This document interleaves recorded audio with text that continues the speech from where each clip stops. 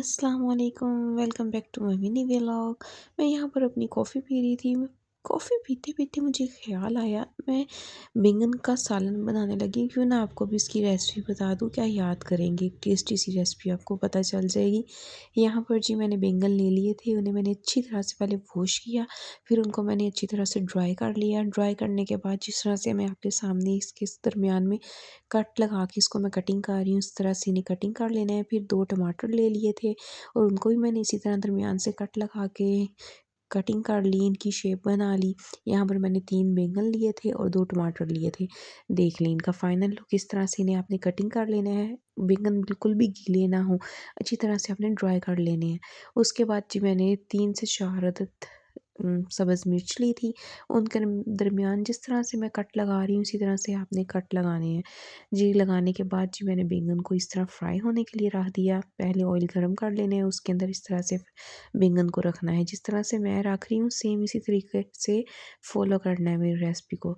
इस तरह से मैंने इन्हें फ्राई होने के लिए रख दिया। तरतीब में सारे बैंगन मैंने रख दिए हैं। आप एक दफ़ा ये वाली बैंगन की रेसिपी टेस्ट कर लोगे ना तो आप कहोगे जी हमने गोश्त खाना तो बंद ही कर देना है, हमने तो बैंगन ही खाने हैं। आप लोग क्या करो, बस बैंगन पके और हम वही खाएंगे। चिकन को मारो गोली। यहाँ पर जी मैंने सारा सामान इकट्ठा रख दिया फ्राई होने के लिए। टमाटर और बैंगन आपने इसे अच्छी तरह से फ्राई कर लेना है और फिर ना इस चीज़ का आपने ख्याल रखना है कि आप इन्हें जला ना लीजिएगा। जिस तरह से मैं कर रही हूँ ना इसी तरह से आपने इसे फॉलो करना है। यहाँ पर अच्छी तरह से फ्राई हो गए थे। फिर आपने इनकी साइड चेंज करनी है। साइड चेंज करके देख लेना है ना कि एक साइड फ्राई हो गई है। और जो चीज़ें मैं यूज़ कर रही हूँ उन्हें पलटने के लिए, इन्हीं चीज़ों से आप पलटिएगा, ईज़ी रह जाता है। ये देखिए जिस तरह से मैंने चेंज किया है, ये एक साइड इनकी बिल्कुल अच्छी तरह से फ्राई हो चुकी है। आपने सबको पलट लेना है, उसके बाद इसके ऊपर ये ढकना इसका दे देना है। ढक्कन देने के बाद कुछ देर आपने वेट करना है, 3 से 4 मिनट। उसके बाद आपने ये देखिए मैंने सारी साइड्स चेंज कर ली, ये सब कुछ फ्राई तकरीबन फ्राई हो गए हैं।